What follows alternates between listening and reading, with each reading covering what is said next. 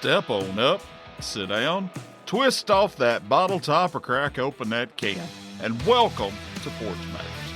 This is Terry Cagle coming to you from my back porch.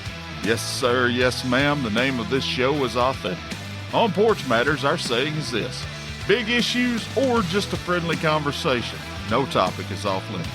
We take pride in being able to talk about anything with each other in an open discussion. Open discussion is one of the only ways to learn. Your perspectives could be changed. You could change the perspective of others.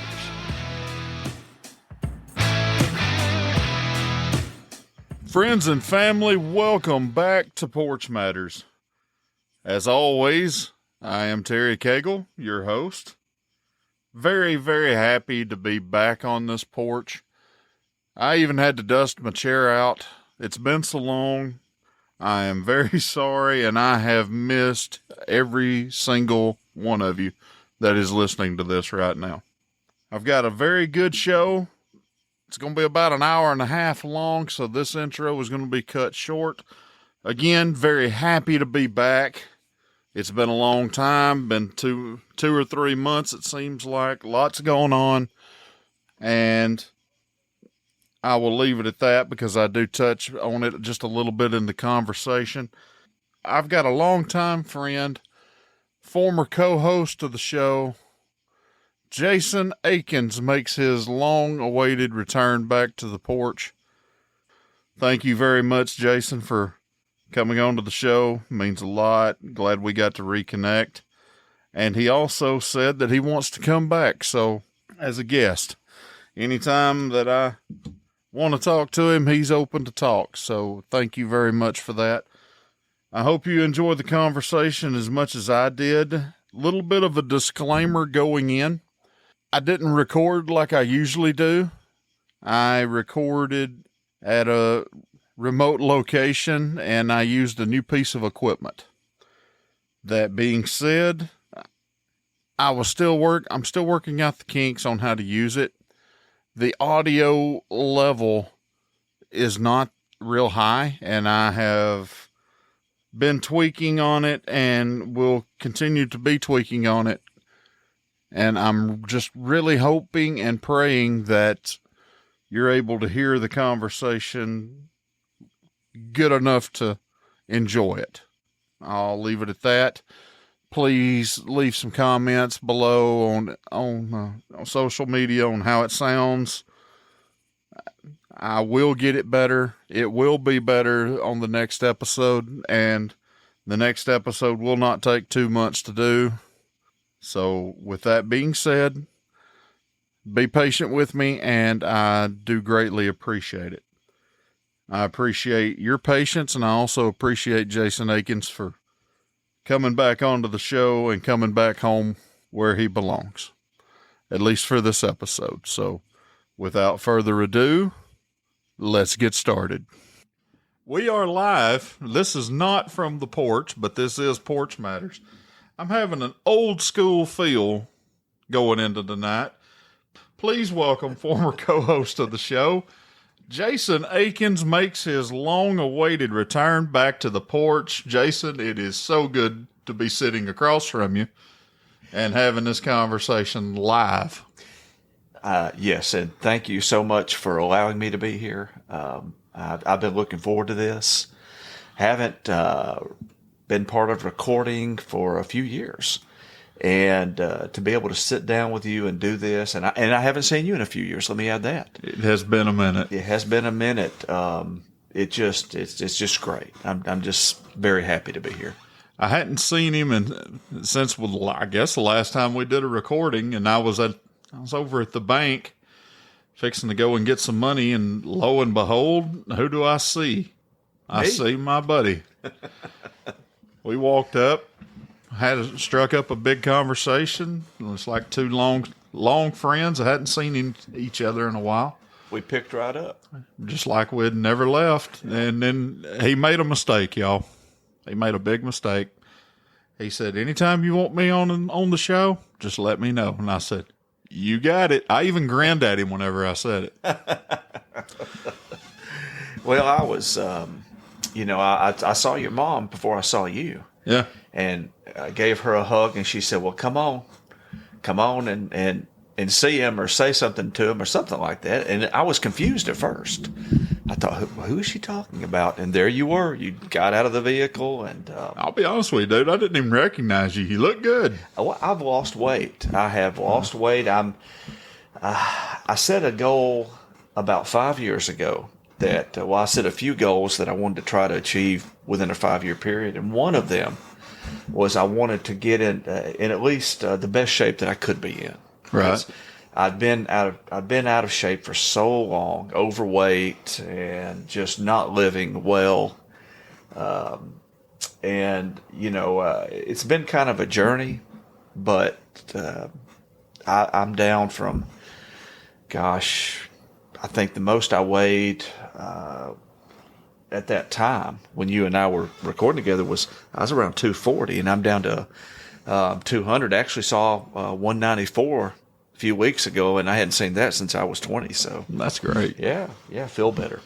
Lowest I got down to was 385. I actually broke 400 pounds for the first time in forever. Yeah. But then I got off the wagon. I got to get back on. It's tough. It's tough because at our age, you just almost can't have any sugar at all. Right. That's a big deal. Of course, I used to drink quite a bit of scotch. You know that. But for different reasons, I set that aside. And that was a source of a lot of sugar for me. But I'm also a binger. When I eat, if it's there, I eat it till it's gone. I am too. Yeah. So we just have to really work hard, fall off the wagon, and get back on it. That's it. That's all we can do. Yep. What you been up to? What you been doing with yourself other than your business? Oh man, other than work. Go ahead and give a cheap plug, by the way. Clean and Green Landscaping. Yes. Clean and Green. Clean and Green. It's we've been in business since 1987. And that's kept me pretty busy trying to grow it and go in different directions. We still have some rental properties. My sister mainly deals with that. I help somewhat, but not a whole lot. She mainly deals with that. And just the same, I guess the biggest difference, the biggest change after kind of going back to when we were recording to now, I found a church. Awesome. Started going to it. Yeah. And to be honest with you, I didn't know that I would ever be back in church. And my wife started going, and I was like, I don't know. They're going to tell me they don't want me drinking. They don't want me doing this and that. And I was I'm going to do what I'm going to do. But, after she got me to go, I want to say it was Easter Sunday. Of course, that's when everybody goes. That's when everybody goes, So that's when the day I chose to go. But just after one time there, I knew this is where I need to be. I get it. I get it. And it has made a big difference in my life. I'm thankful for that. Have gotten a lot more into what it really means to follow Christ, and so of course I've still got a lot to work on. Don't we all? Right. Don't we all? But trust me, there'll be no rocks thrown from this direction. Trust me. Just the ones we're throwing back and forth, right? That's it. But trying to think. At that time when we were recording, I was volunteering on the board for a homeless coalition group, and no longer do that, but I still serve on a board with the fire department in this area. And I'm just at that point in life. I'll be in January, at the end of January, I'll be 50. So I've just been really trying to kind of find my way to, okay, what's the second half of my life? What's it supposed to look like? And well, you just went deep right there, brother. It's been on my mind. I'm telling you, I've been in a similar situation. I really have. We've had conversations for years where I used to go, I'm fill in the blank years old. What have I got to show for it? Yep.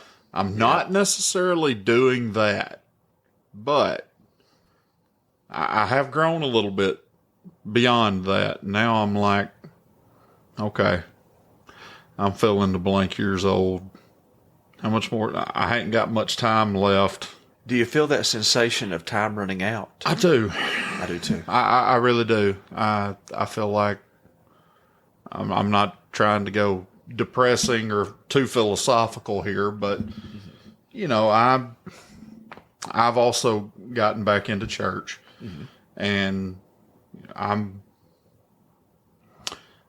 still trying to find my way, because let's face facts. The way I believe, everybody has some sort of calling on their life. Yes. Everybody has some sort of purpose in their life.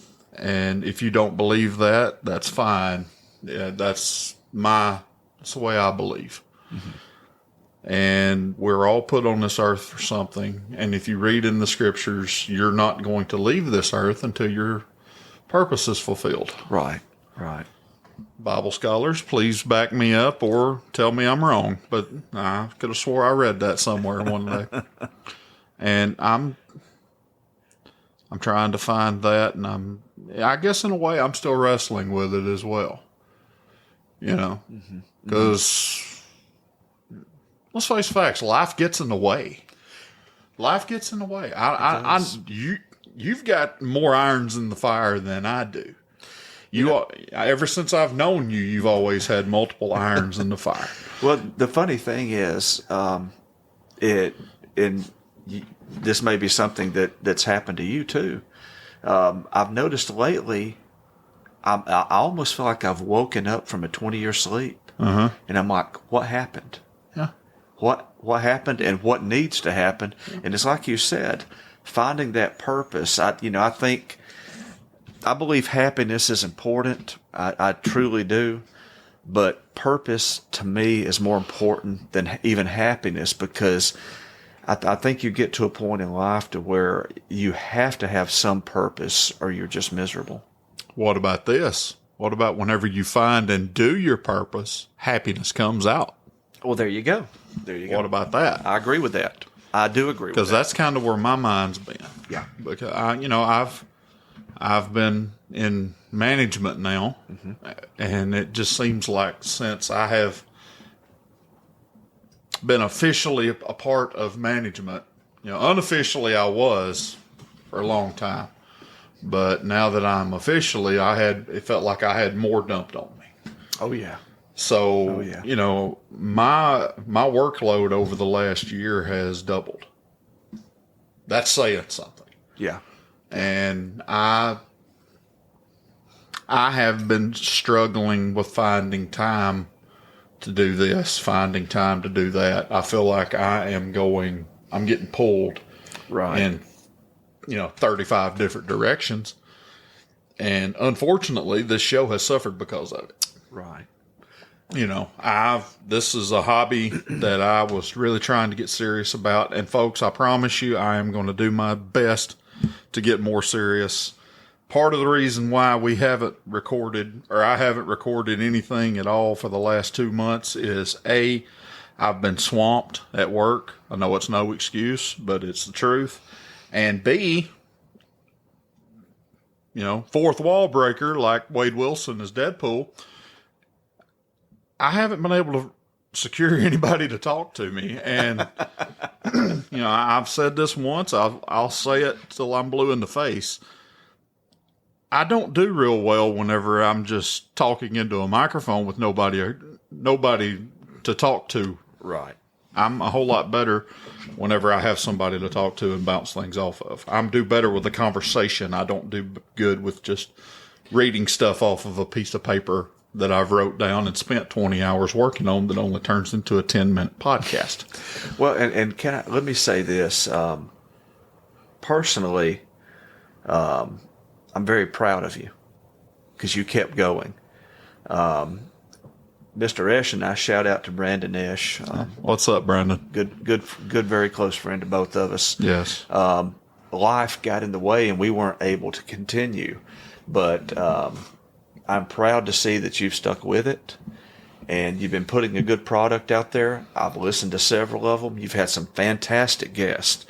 But, one thing, unless you've done this before, you don't realize is how difficult it is to get a guest, any guest, and then make the schedule work with their schedule. It's very difficult. It is very difficult. Very difficult. This is the fun part. Yeah. Sitting here talking with somebody after you hit a record button. The work, editing, marketing, finding people to come on. Unless you've been in business and actually doing the advertising and marketing and everything else just to get it out there, you can have the greatest podcast in the world, but if nobody knows about it, ain't nobody going to listen. Exactly. So, that's where the work is, and I haven't, I have wanted to wholeheartedly. I just hadn't had the time. Let me rephrase that. I heard Arnold Schwarzenegger say one time, everybody has 24 hours in a day. Right. Everybody has the same amount of time. I haven't been able to make the time available. I'll say it that way. It's completely on me. Well, you have choices. You have choices. Right. It's like, do I put it into this or do I put it into that? And sometimes it seems like even with choices, you have no choices. Yeah. Because, it's just hard. What do you say no to? Yeah. And we've both been in situations where, we promised them we're going to do something.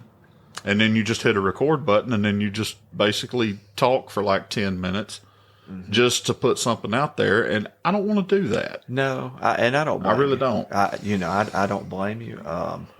You like I said, and I'm not just saying this, I mean this. You've been able to put something together that's been good. You've had some very interesting folks with all kinds of different topics. And, the thing is, you want people, one, you want them to be entertained. You want them to enjoy what they're listening to.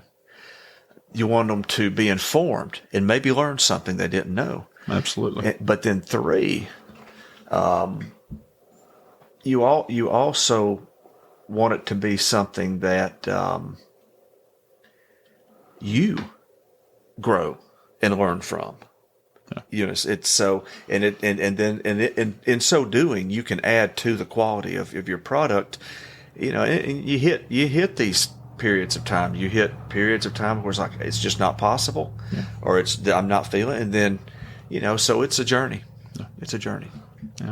Talking about our journey, the last year or so. Yes, I've been swamped, but I've also been like, what am I doing? What is this? What I'm supposed to do? Is this what life's supposed to be? Yeah. Come on with it. I'm folks. I swear, I'm not trying to say I'm going into a midlife crisis. I don't even know what a midlife crisis is. I think this is it. And I feel like my midlife was, when I was 30. Well, you're an old soul. I am. Now you are an old soul, and that brings a certain amount of weight, because people who are like that tend to think and they consider and they ponder and look a little bit deeper into things that most people don't want to think about because it's unpleasant. It's true. So you've kind of got that. That's why I'm a few years older than you. But we've been able to always relate because you're actually older than and I don't mean that in a bad way. I know what you mean. I know what you mean. But, I started going back to church. I went to Freedom Assembly out with James Grace. James, if you're listening, shout out to you, brother. I love you. He actually taught me how to play drums a long time ago, back in the day. Okay. 50 years ago, whenever I was... I can't say that. I just aged you. Sorry, James. But, I ended up going back home. What I mean by home is something just started pulling me back to Cornerstone Assembly. Ronnie Thompson was the pastor there for the longest, I was a part of the very first service there whenever I was 8 years old. Wow. And he ended up retiring. I went back up there for his last service or last sermon as pastor, and ended up meeting the new people, or the new pastor and his wife. I ended up, small world, I knew her from another church that I went to back in 01, 02. We were in the music team together there, and it's been interesting. I've been able to go back and mend some fences with Ronnie and his wife, and I just really felt led to do that. Now, I'm not trying to go too deep into the woods here, because some of that stuff's a private matter and it needs to stay that way. Right. But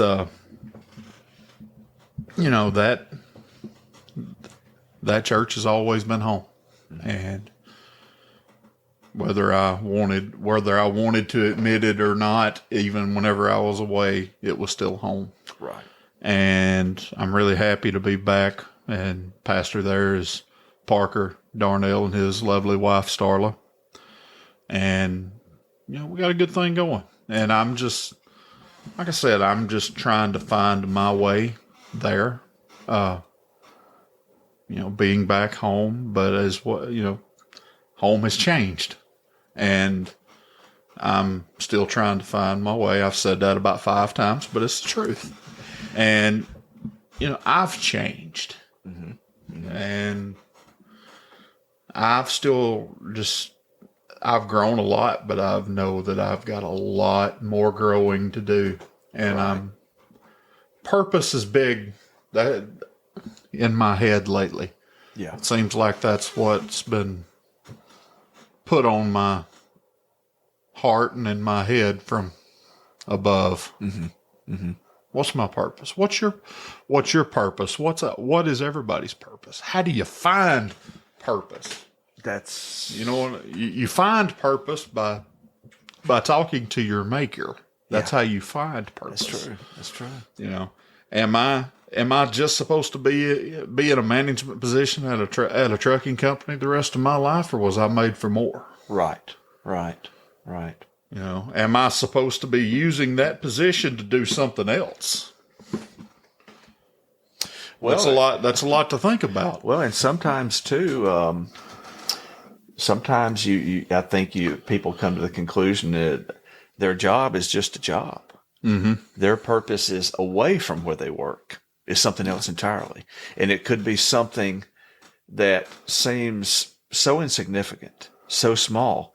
But the thing is, we can't see the future. We do not know who we are affecting, who we are impacting. We just don't know. We don't know when we're being pulled out of a burning building, and we don't even know it. So there's so much that we can't know. I think to be on that path of seeking and, not only seeking your purpose, but also looking at yourself and trying to understand, okay, how do I need to grow? And in what ways do I need to go? And of course, we're both of the same mind that, a lot of growth, particularly spiritual growth, comes from reading and praying and spending real time. Absolutely. And also studying. At the same time too, I have found for myself, about the time that we were recording in the past, let me back up. I had always enjoyed different philosophies. And I got into Stoicism, got kind of hot. Yeah, that was one thing that we shared among many things. Yes. And then, I've always enjoyed listening to kind of the Taoist philosophy, probably more than anything, the Tao Te Ching, and a little bit of Buddhist philosophy, because I just believe, not on a spiritual level, but on a mental level and an outlook level, there's a lot of good to be gleaned there, and also too in being I don't want to use one of the words that's really hot right now. Right now, it's really popular to say you need to be present. You need to be present and I think mindful. I forget what they say, and that's all true. There's a lot of truth in that. There's a lot of truth in it. A lot of truth, but just being able to stop, because we are constantly having an assault on the senses, visually, audibly, in every way. I mean, it doesn't slow down anymore. There's no slowing down, and it's going to do nothing but keep getting faster. So I think it behooves us more now to plant our feet and just breathe and just kind of check out for a little bit every now and then, even daily. Or we get caught up in it, and but before you know it, you're like, whoa, I'm right where I was, seems like 10 minutes ago, but it's 10 o'clock tonight. Mm-hmm. What did I do? Oh. It all becomes to where it blends together. It's the same. It does. And a psychologist a psychologist would have a field day with that. Oh, they'd have a field day with us, probably. I assure you they would. Speaking of mental cases, I know you've had to see Deadpool and Wolverine by now. Oh yeah. Wasn't it awesome? Buddy, there were parts of it that was just like, eh.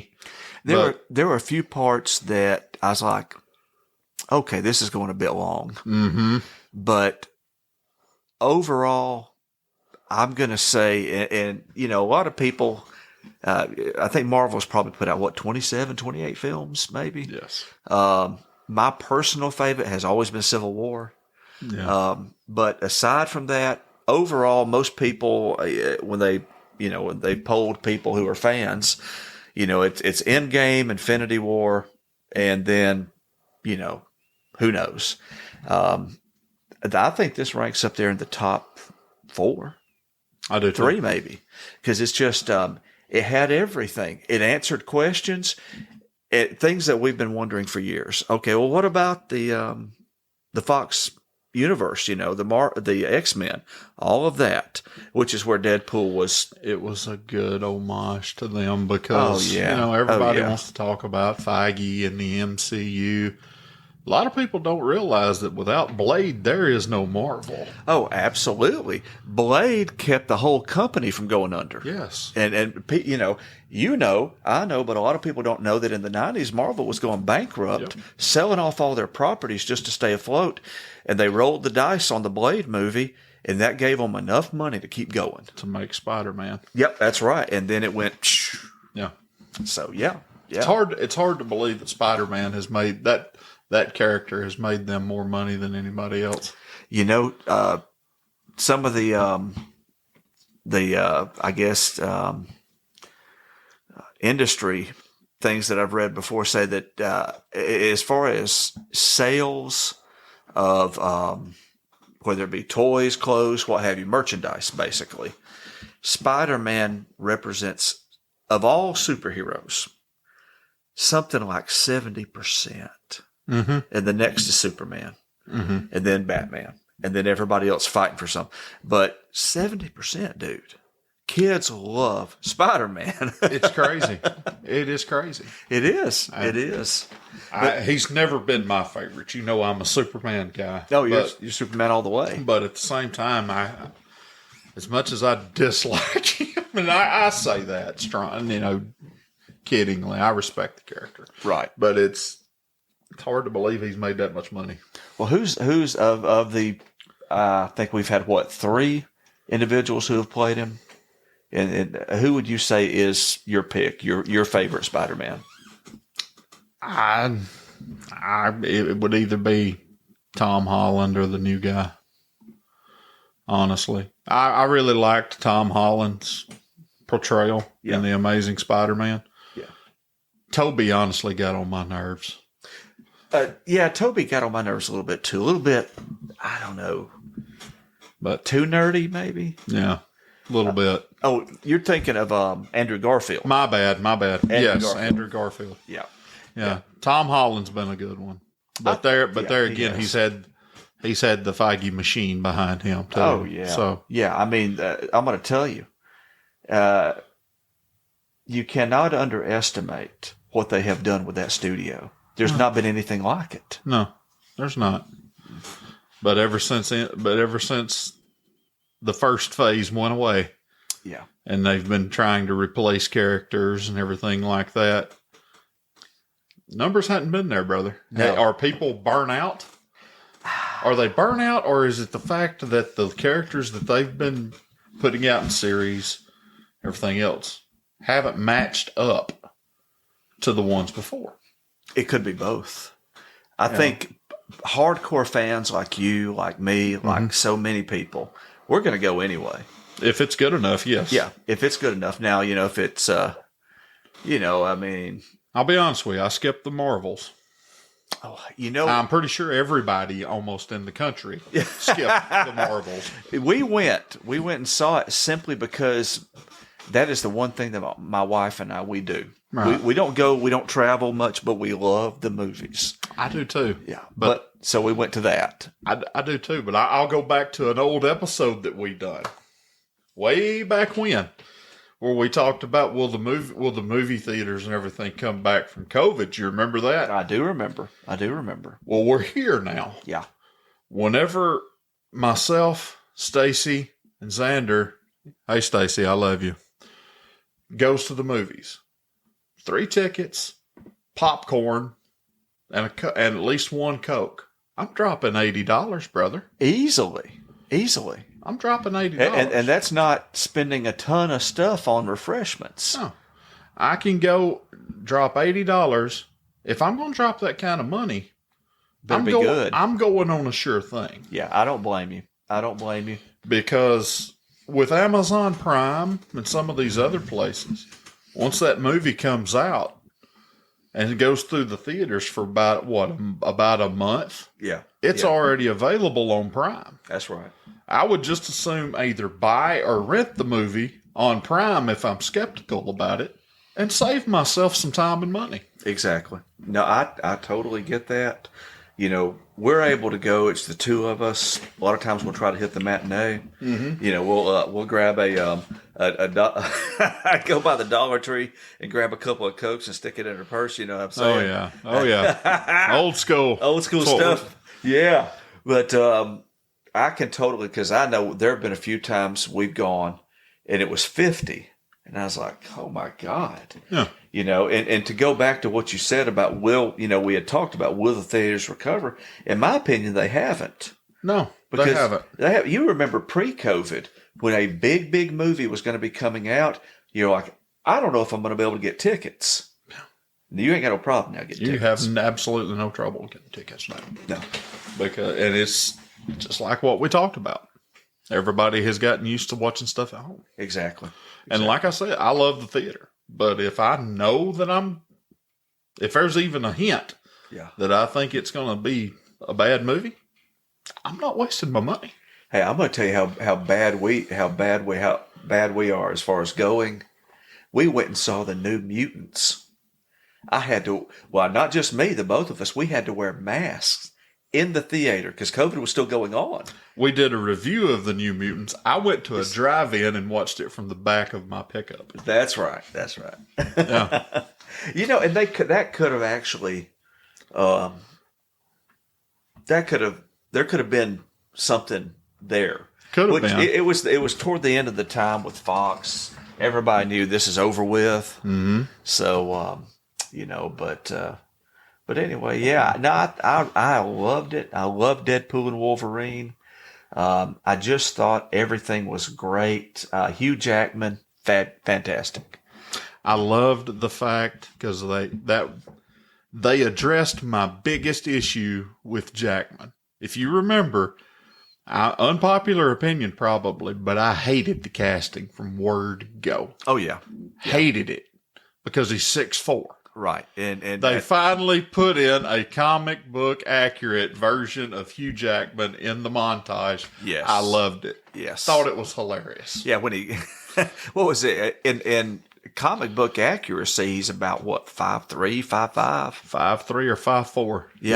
Yeah. Little guy. Like a Wolverine. Exactly. He's like but Jackman really redefined that character for forever. He did. Forever. But they can't say there's only been one Wolverine, though. They can't say that. Henry Cavill was number 2. That's right.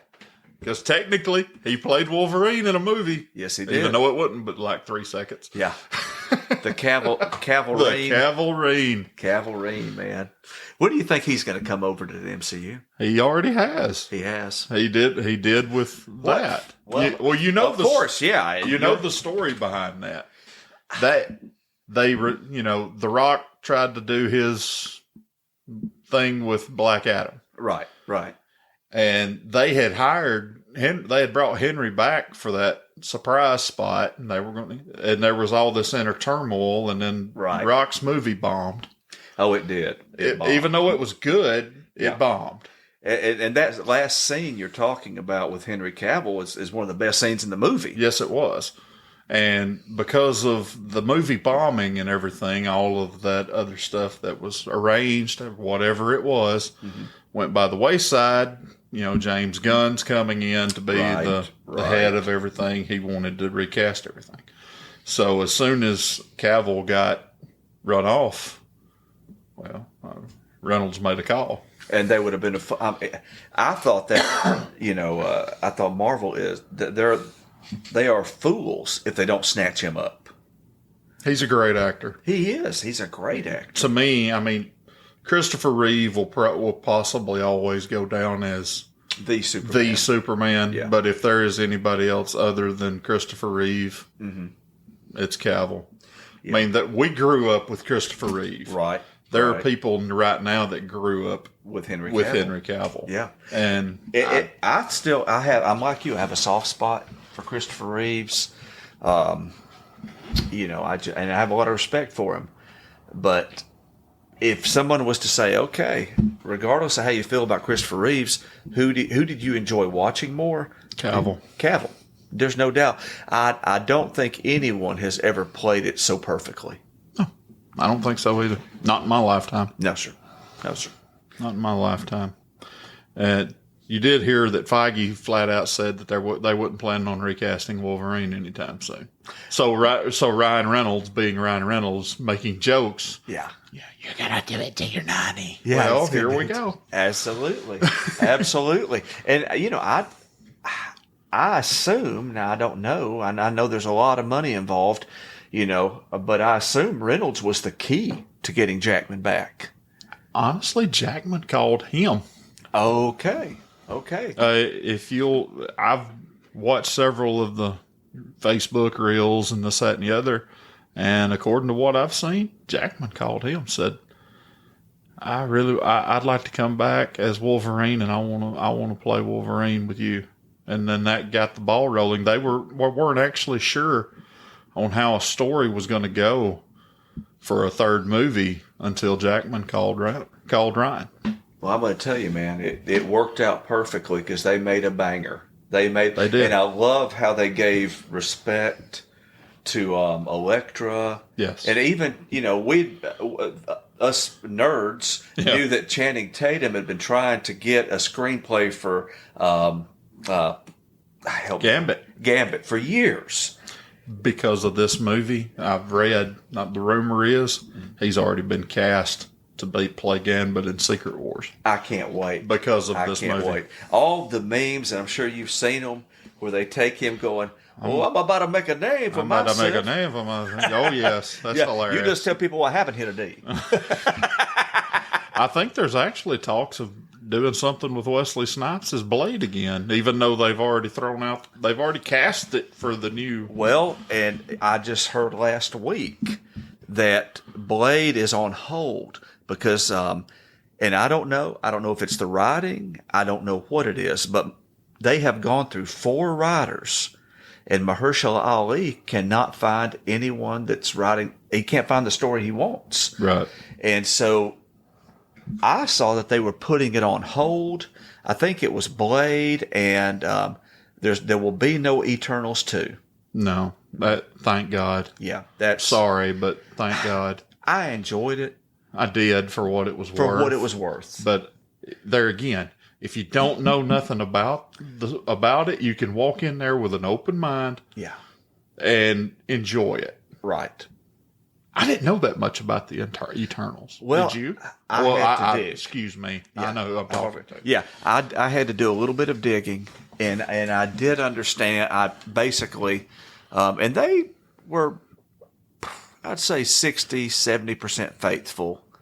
So I walked in having already, I knew who they were, I knew who the characters were, but I didn't know all of the story and the subtext, and so I had to do a little bit of reading up on that. But I felt like I liked the way the story was headed, and I felt like this will be, I guess, I felt like this will be entertaining. This will be fun if they pursue this. But I didn't feel like maybe we felt before, like with the end of another any number of MCU movies, where it's like, I can't wait to see what happens. Right. I can't wait to see we know they're going to bring this character in. I can't wait to see them. Right. I've been waiting. I've been waiting my entire life for them to get Doctor Doom right. Have they? I don't know. I love Robert Downey Jr. Well, folks, if you don't know what we're talking about on this, and I'm sure by now everybody that's listening to this knows, San Diego Comic-Con, Marvel released and trailers and started talking about the new big movies that's coming out, Marvel's Secret Wars, and then they also released the next movie that's coming after that. They had to change it due to ongoing legal issues with an actor that they had. Jonathan Majors. Yeah, they had built everything around a character named Kang the Conqueror, but because of legal issues with him, they have not only scrapped the character, but also scrapped that entire storyline. And then they went back to, I guess one would argue, the real Marvel genius, Jesus. Yeah. The face of the whole thing. The Tobey Maguire and Wesley Snipes saved it, but Robert Downey Jr. as Iron Man sent it into the stratosphere. Yeah. And then RDJ wanted to come back. They ended up talking him into playing Doctor Doom. How is this going to work? And I love Robert Downey Jr.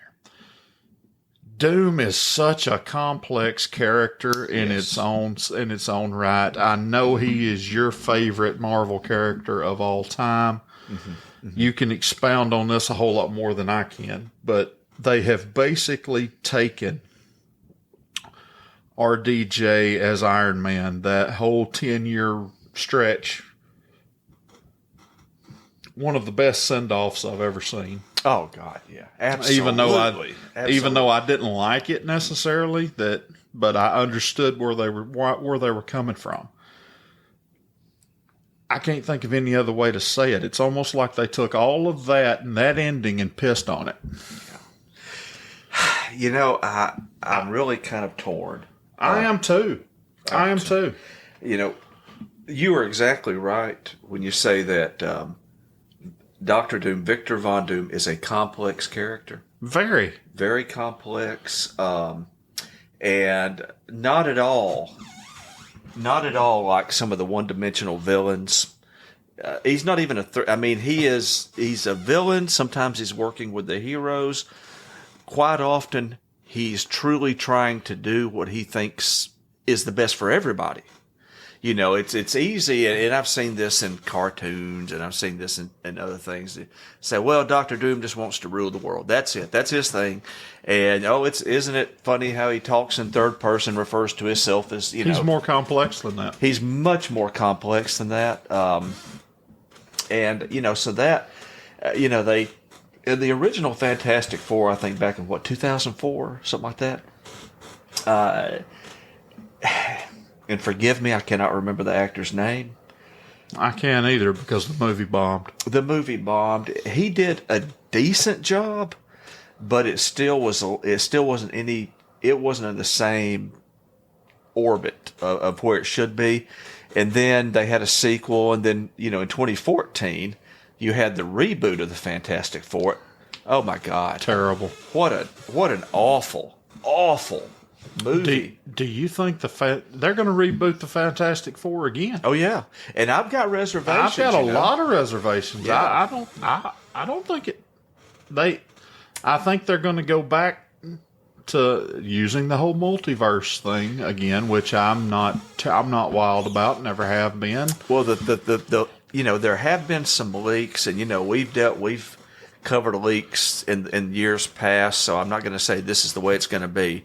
According to what I've heard, they're going from the angle of that Reed Richards, Sue, Johnny Storm, and Ben Grimm were actually from the 616 Sacred Timeline main universe.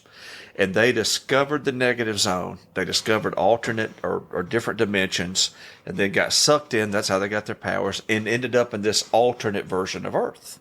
And they decided to stay where they are some of the few superheroes out there. Right. Now, that may absolutely be not right. I don't know. Right. And where Victor Von Doom factors in, there are a few different storylines from the comics, because they'll adapt something from the comics and then make it work for their. There's one that I think is absolutely terrible, where Victor Von Doom's college roommate is Tony Stark and not Reed Richards. That's the one they're going to have to go with. That's the one that, but in that storyline, it's one of the what ifs. Mm-hmm. He creates this machine that literally switches the consciousness of he and Tony Stark. Mm-hmm. And, so the big question is this Dr. Doom that Robert Downey Jr. is playing, is this the real Victor Von Doom, or is this a Tony Stark variant that became Dr. Doom? It'll probably end up being a Tony Stark variant. And I got a hunch he's going to play it just like, it's just my gut feeling. I hope and pray I'm wrong, but it's basically, even after he took the mask off, what did he do? He reached into his pocket and put the same glasses on that he always did for Tony Stark. Exactly. You tell me, brother. That wasn't on accident. No, it wasn't on accident. Nothing. It's all calculated. Yes. It all means something. That sounds crazy to people out in view, but it really does. They do things for a reason. We're conspiracy theorists too, so it is what it is. One of us is. One of us is. The other one. I enjoy a good conspiracy theory. I just sometimes, man, I can't solve the riddles. Right. But I think he can play. He can play anybody he wants. He can do anything. Play anybody. Yes, but to get that, you cannot have Victor Von Doom or a good portrayal of Dr. Doom without also including his backstory, because that's what made him who he is. You will not understand the character. You will think he's just this. No, there's a lot there to understand. There's a lot about human nature and about trauma. And about trying to overcome that, and to a certain degree, I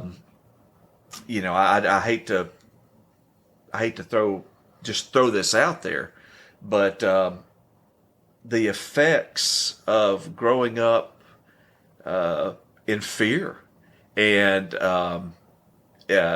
in, I guess, just with nothing, and having to kind of fight your way through the system and deal with some, and anybody can go back and watch a 10-minute YouTube video and kind of see his origin, but it's just absolutely fascinating. He is defeated generally by his own shortcomings, because he wants to be normal. He wants to be happy. In the 2014 Jonathan Hickman Secret Wars, which a lot of this film that's coming up is going to borrow from that. He is defeated simply, well, you know what? Everybody can go back and read the comic.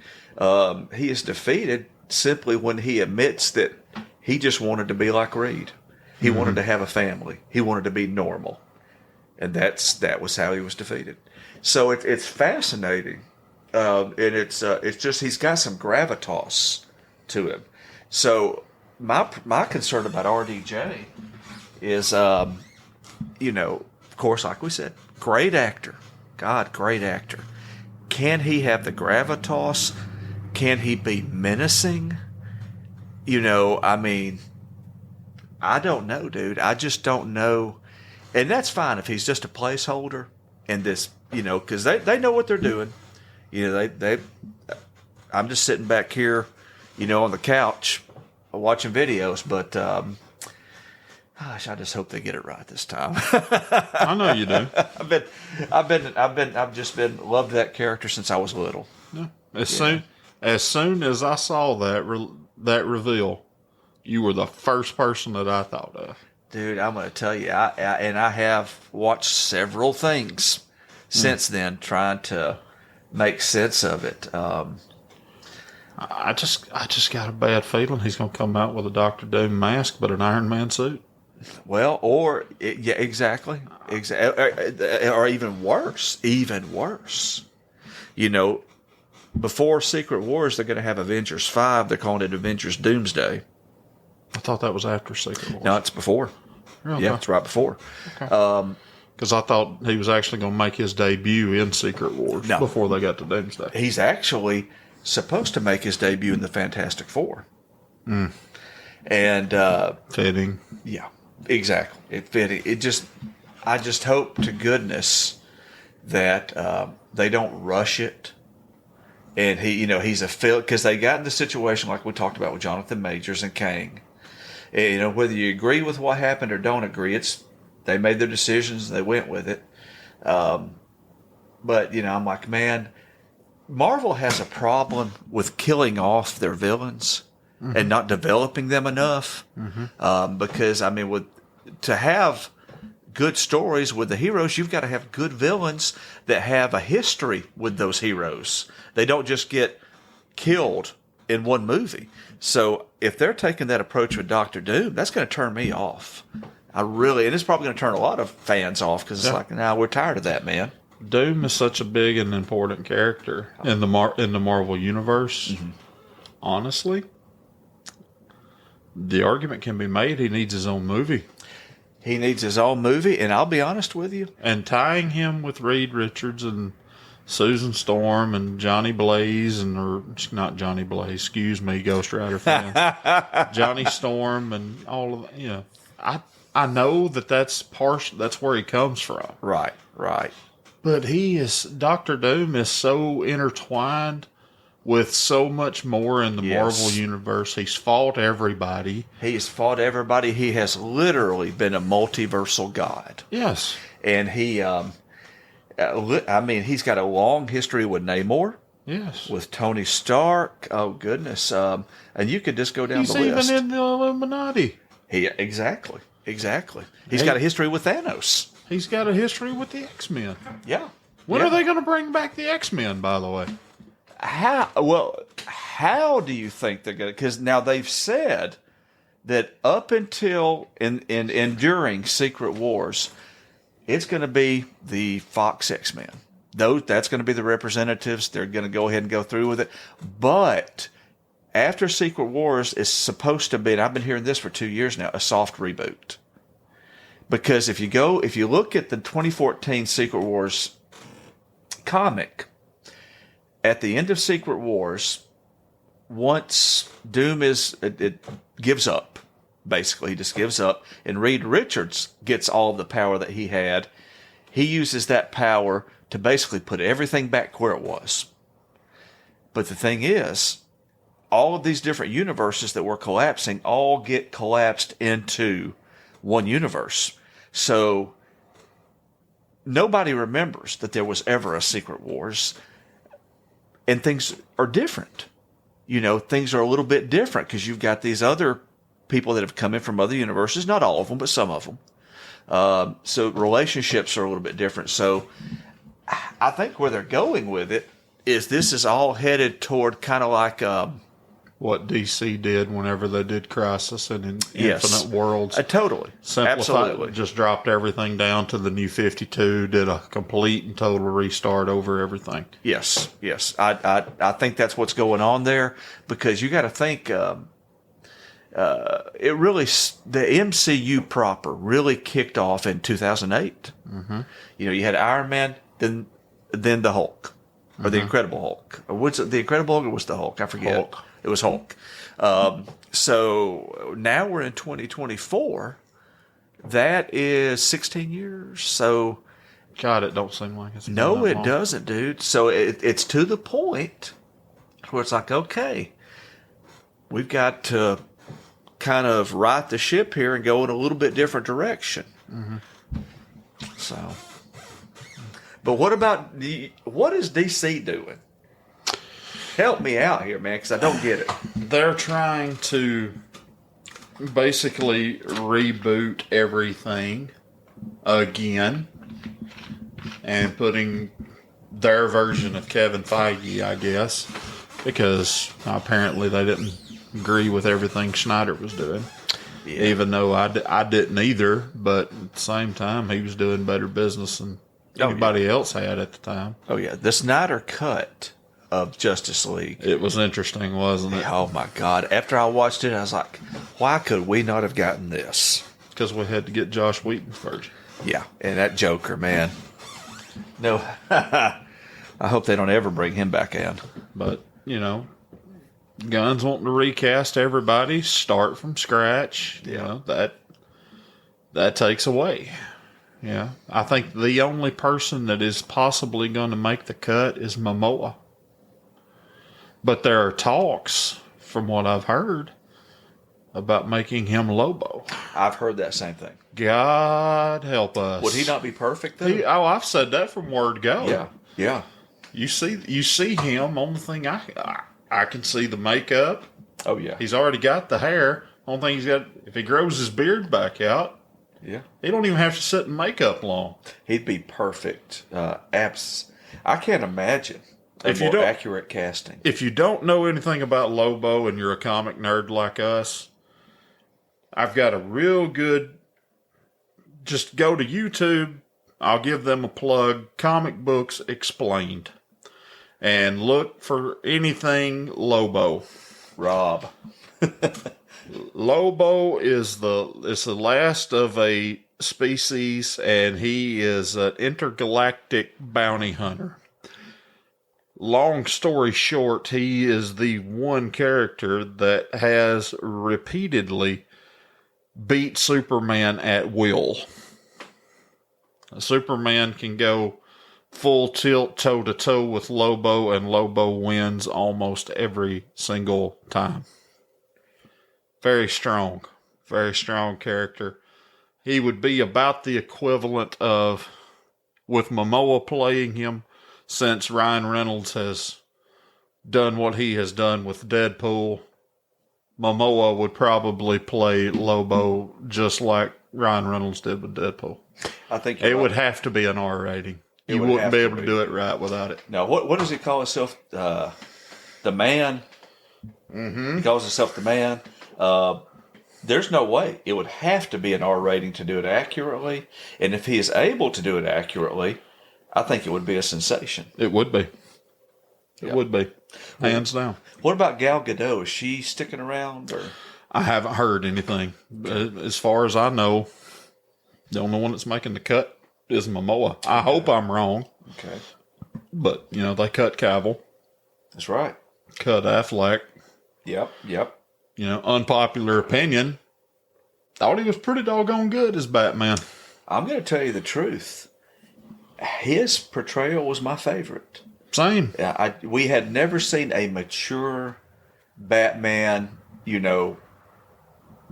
at that point in his career. Unpopular opinion, I liked him better than I liked Christian Bale. Loved the Bale movies. Oh, yeah. But let's face facts. Yeah. Think back. Did you watch those movies to watch Christian Bale as Batman? We did in Batman Begins. Right. did you go and watch The Dark Knight to watch Christian Bale as Batman, or did you go to see Heath Ledger play the Joker? Absolutely. I mean, you're right.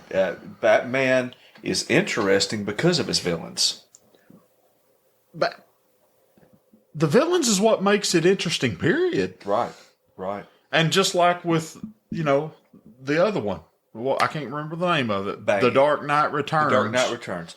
Or The Dark Knight Rises? Rises, yes. Yeah. Between The Dark Knight, you didn't see Bale as Batman, but maybe about half the movie, if you think about it. And the one with Bane, he was in it for what, 20 minutes? Yeah. As Batman? Mm-hmm. Bane carried the movie. Absolutely. And you were between Bane and Catwoman. Right. And I thought Tom Hardy as Bane and what's her name that played Anne Hathaway. I thought they did great. I did too. I really enjoyed it. The funny fact here is, of course, Heath Ledger won his Oscar posthumously, but he won for the Joker. Yeah. Joaquin Phoenix also won an Oscar for Best Actor playing the Joker in a totally different franchise. I remember sitting in your kitchen with a record button hit. Me, you, Brandon Esch was talking about the Joker character. Mm-hmm. I said, because at that time, what's his name? The dude who played the Green Goblin. Oh, William Dafoe. William Dafoe's face was getting painted up as Joker, and it was hitting the internet. That was popular for a while. I flat out said in your kitchen, I couldn't think but two people that could possibly play that character as good, if not better, than what's his name? Heath Ledger. Yeah, Heath Ledger. William Dafoe or Joaquin Phoenix. Absolutely. And Joaquin, I mean, of course, it's set in another universe, and it's more of an art house type film, but my God, what an incredible performance. I can't wait for the second one. Oh, I'm looking forward to it, man. I swear. Just what I've seen from the clips, he looks great. I think Lady Gaga's going to be great. She has shocked me as good of an actor or actress as she is. Oh, yeah. A Star is Born sold me. Yeah, she was good in that. One that I haven't seen yet that I've been wanting to see, The House of Gucci. Yeah, she plays. I forget. It's the wife of the I believe the oldest son of the founder of the company. She was also in a season of American Horror Story as well. That's right. I've been really impressed with her. I got to tell you, I have. Whenever I found out she got cast that, I was like, this could be interesting. Oh yeah, could be good. Because I think she's a method actor just like Joaquin is. Yeah. My God. It's going to be so much fun to watch them playing off of each other. Mm-hmm. But that goes back to kind of, we're talking about DC. One of their more popular properties, the past 20, 30 years has been Batman. Mm-hmm. Well, you've got what Joaquin Phoenix has been doing with Todd Phillips, with that, it's done well. Hit $1 billion, huge for DC. Huge. Then you've got the film that, oh gosh. See, here I'm not remembering names. But that's the complications of DC. It's the complications. You've got the one that Robert Pattinson did that I thoroughly enjoyed. I love The Batman. I loved the Riddler as a hooded serial killer. I did too. I thought, man, that's fabulous. I did not like Robert Pattinson's portrayal though. It was different. Yeah, but he reminded me. I was like, is this what Bruce Wayne looks like? Emo. It was. And what was up with the boots? I agree with that. And what was up with the boots? The boots were like they were a separate character in the film because you heard him coming before he ever showed up. Yeah, that's not the Batman that I grew up with. The Batman that I grew up with just shows up. Shows he's right. Michael Keaton. Yeah. They turn around and he's there. Yeah. I don't know. There was something, that one scene where that group of thugs is about to assault that gentleman, and they hear him walking up. That has a good feel to it because you're like, oh my god, oh It's the anticipation. it's the anticipation. Yes. But other than that, I don't know why they chose to make that so prominent. I don't either. That is a big complaint with me. Yeah. I did enjoy the portrayal of Catwoman by I can't remember her name. We did not prep for this. This is just strictly a conversation. Lenny Kravitz kid. Yeah, Zoe. Is that her Zoe name? Kravitz, yeah. Yeah. I enjoyed her portrayal as Catwoman as well. I thought she was good. Yeah. Yeah. was I'm like you. Love the Riddler in it. And I think that's the way the Riddler needs to be. I do too. I mean, you can't, at this day and time, you can't go back to the green suit and running around going, hey, Yeah. that's not going to do anything for anybody. No. But when you can make that something like that guy, you start talking about the Zodiac Killer, you start looking at different, and you're like, whoa. There was something that the Dark Knight trilogy got right. They took comic book characters and brought a realistic feel to them. I agree. I agree. We didn't like it at the time.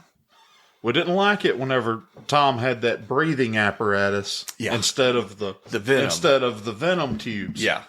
But that's not accurate. But he made it more realistic and more believable. It did.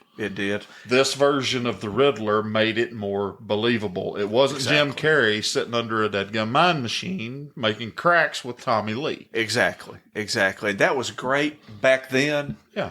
But it's not something that can carry on. But with Criminal Minds being out, all of these true crime stuff where you're actually getting to see inside the mind of these serial killers and whatnot. Come on, make it realistic. And I think in that instance, they did get it right. They did. They got it right. And I'm going to tell you, man, Colin Farrell as the Penguin.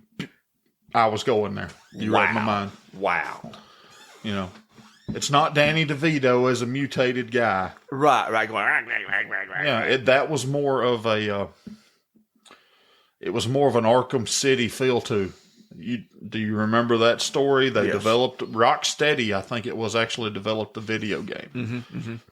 Penguin in that game was more realistic. Was more like what Colin Farrell showed. Exactly. I would love to see Colin Farrell's portrayal of Penguin in more of a mainstay of a character. Well, now I think in September on Max they've got the Penguin show. No. That's premiering. I'm interested to see how he does with that.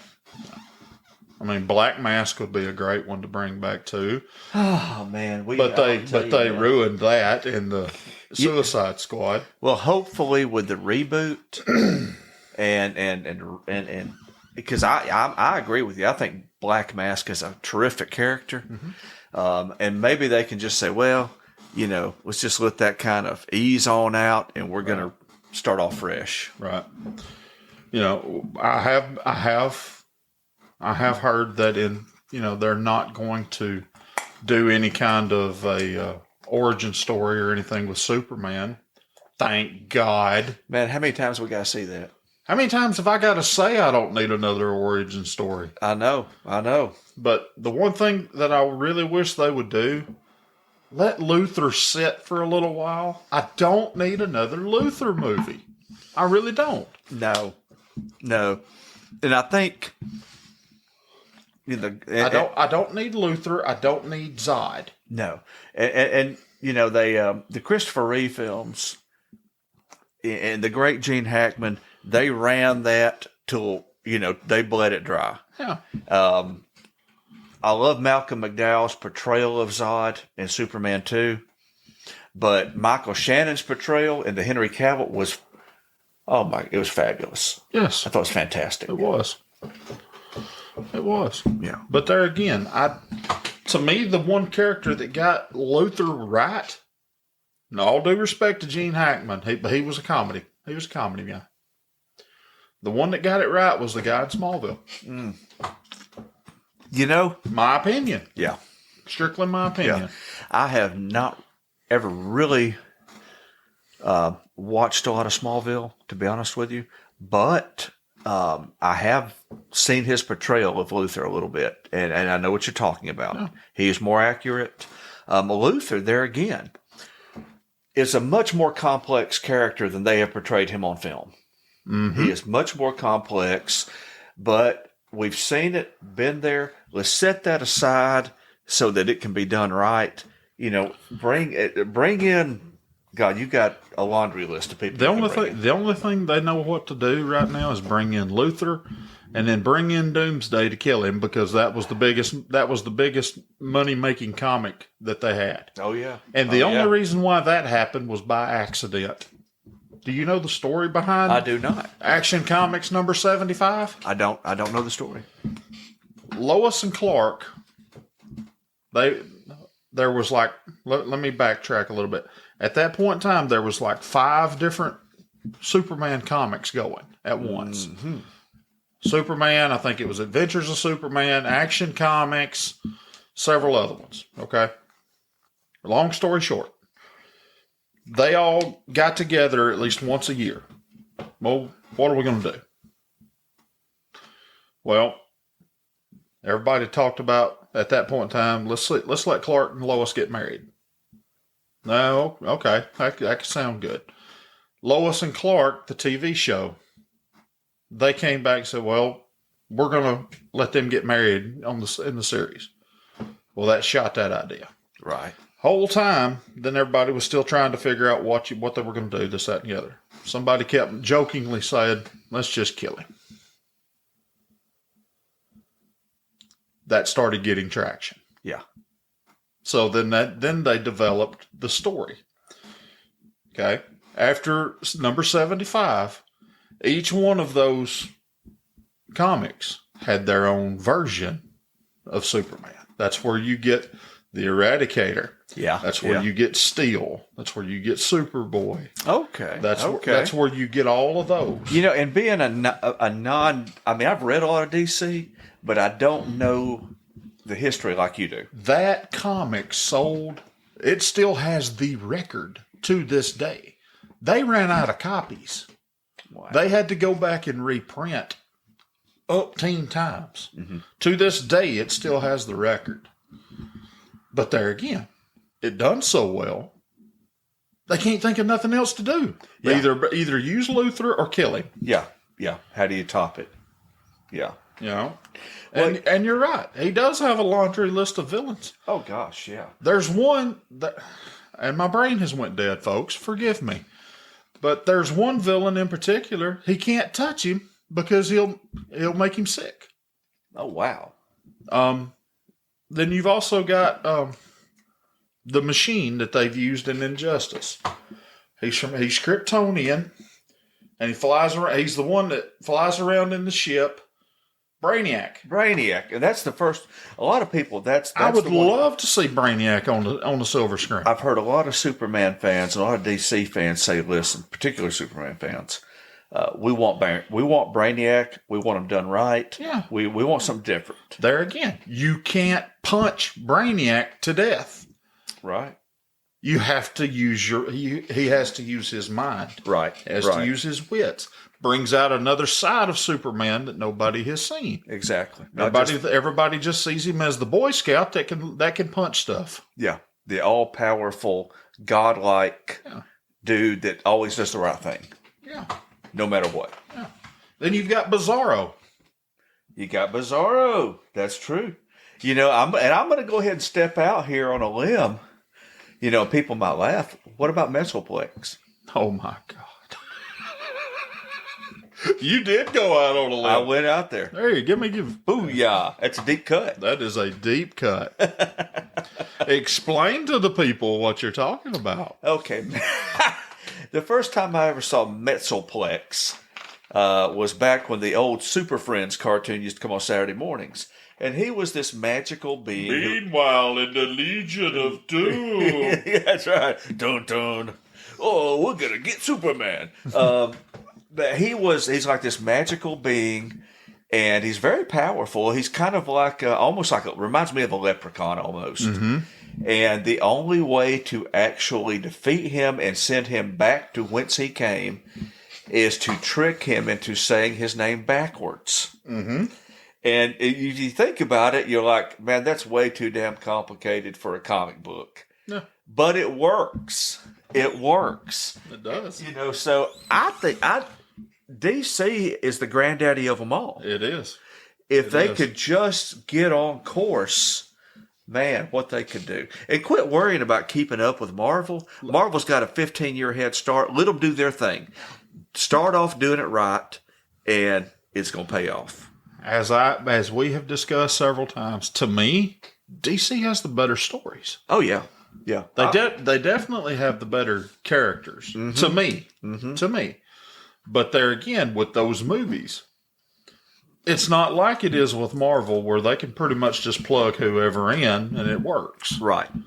It's like there's a calculus formula with it. The hero has to be cast right. Yep. The villain has to be cast right. The story has to be written right. There has to be real stakes, real consequences. Has to be real stakes, real consequences. Every single thing has to be absolutely perfect. Yeah. Or it does not work. Well, let me ask you this then. I'm really curious to get your opinion on this, being a DC guy. And my best friend growing up was a DC guy, so I'm used to, being around that some. Would you say, in your opinion, well, I'll just say this is my opinion. I want to see if you share the same opinion, or because I think you're more authoritative on that than I am. DC is more adult oriented. Always has been. More complicated, more realistic as far as the human, when you're talking about Inhumans, the stories. I say they always have been, but there was a time during the 50s whenever the federal government got involved. Oh, yeah, the whole where the whole code, the comic book code came into play. Yeah. Where everything had to be set just so. Yeah, yeah. That's why Robin is in existence, folks. Just so you know. That's exactly why Robin and that whole Adam West, God, much respect to Adam West, but that's where you get the cookie cutter, friendly Batman character. Batman started dark. He did. He started very dark. He was very dark. Very dark. And then they brought him out to be, family friendly. Yeah. That's where you get Batgirl, Batdog. I mean, well, Super Dog, or what? I can't think. They all ended up with a dog. Everybody ended up with a dog. You're right. I mean, it just, and you're 100% right. It was an effort to appease that movement. Yeah. And they struck. You couldn't even print a horror comic. No. There for years. No. So. But I think that I'm hopeful. Anyway, I really want to see the DC characters and the movies actually do like I think they can. But at the same time, I'm worried that that Marvel, with all of their success, and it's showing, I'm worried that comic book movies are going the way of the Western. That they're just playing themselves out. I'm worried about it. Yeah. Because, again, like we said, that first run was great. Almost top to bottom. Yeah. Tickets, the money that each one of those movies made proves it. Everybody was into it. Everybody was invested. Right. Then you kill off RDJ. You all but kill off Captain America. Steve Rogers. And then you start replacing. Yeah. And, Black Panther. And, God bless his heart. He passes away way too soon. Way too soon. Why did they not recast him? I think it was such a hard thing for them to grapple with because Chadwick Boseman was so incredibly respected. And I think I truly believe they didn't, for a long time, they didn't know what to do because they didn't want to in any way disrespect or take away from his memory.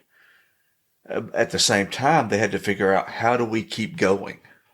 That character is way too important in the grand scheme of things, I know. My opinion. I know. And due respect to him, he wouldn't have wanted that character to die off. I mean, they basically killed off T'Challa because of it. Yeah.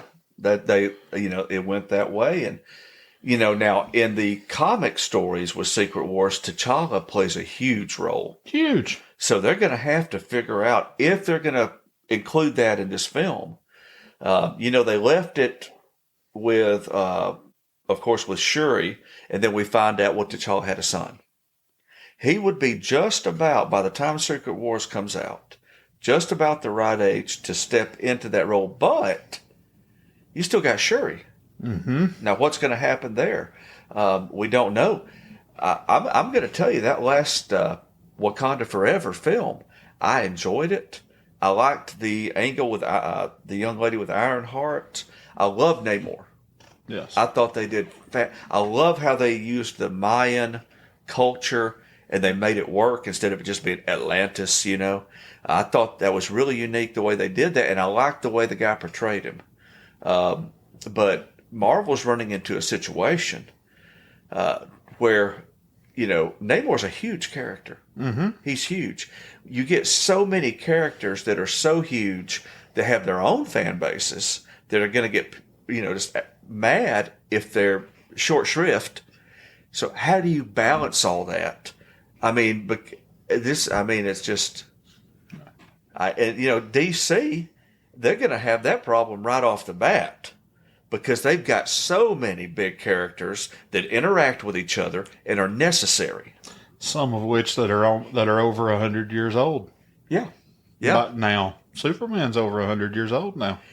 So when you got a character that's been around that long and had that much exposure, how do you make him new again? How do you do it? I don't know. I don't either. How do you make him new when he's been around 100 years and say, okay, and this is Superman, and this character right here is Mr. Terrific. Who the hell is Mr. Terrific? You've got, so they've really, and I'm hoping, James Gunn, he's a smart director, he's a good director, but I really hope they're getting the support from Warner Brothers like they need, because that was one thing.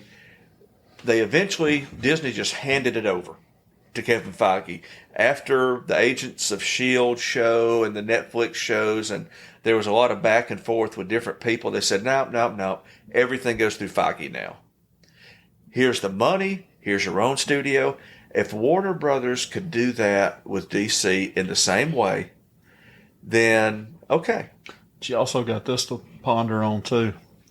I don't know if you know this or not, but Warner Brothers Discovery is like almost $6 billion in the hole right now.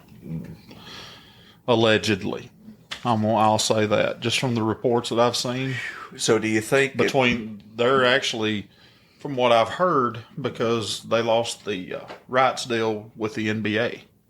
Oh God, that's huge. And I think they're actually suing the NBA over it. What do you think happens? Do they get bought again? It wouldn't surprise me if either they get bought again or they start selling things off a chunk at a time. A chunk at a time. And DC's going to be one of their main chunks. That worries me. Yeah. I'm worried that if all of that, from what I've heard and everything, I hope and pray Disney don't get their hands on it. I'm sorry. I don't want to see Marvel and DC under the same banner. I do not. You would see. Well, why not? You see the crossover? Yeah, there was a crossover back in the day in the comic book. Yeah, that's not something. It would be years and years and years and years before they were ready to even attempt that. Mm-hmm. I'm with you because my concern is with Disney is that there would just be kind of a scrubbing. It's like, we got to make sure this is family friendly too, so we make that money. We got to keep the kids coming. And therefore, it just becomes just another Marvel with different characters. The fact that Disney signed off on an R-rated Deadpool. That's amazing. Huge. Yeah.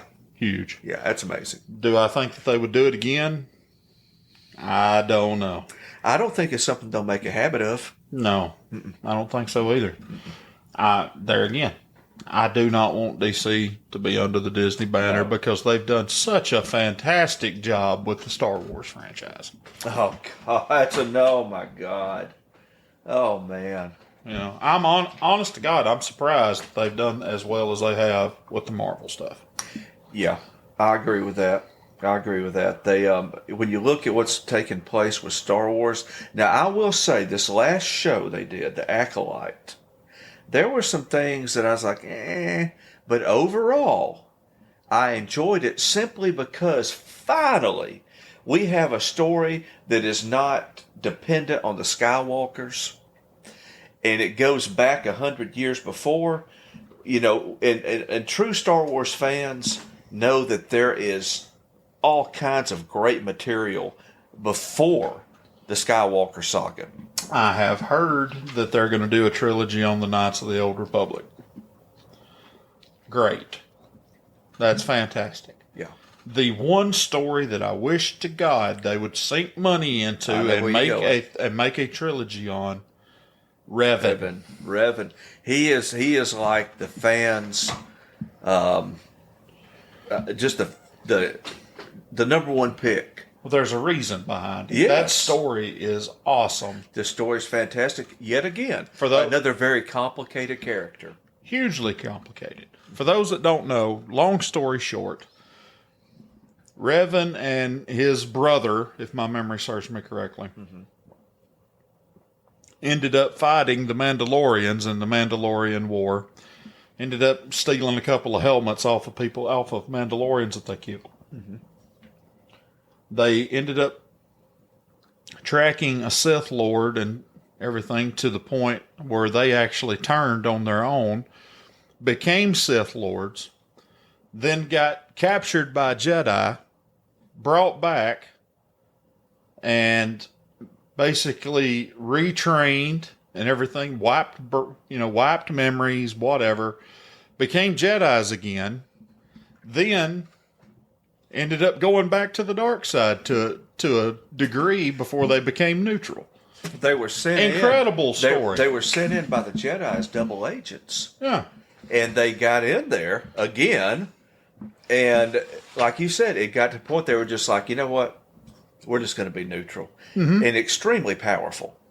Extremely powerful. Some of the strongest wielders of the Force in canon and non. Absolutely. That story is better, honestly, to me, better than the Skywalker story. And we both grew up on the original trilogy. Oh man, yeah. Well, to me, it's like it's like a Batman thing.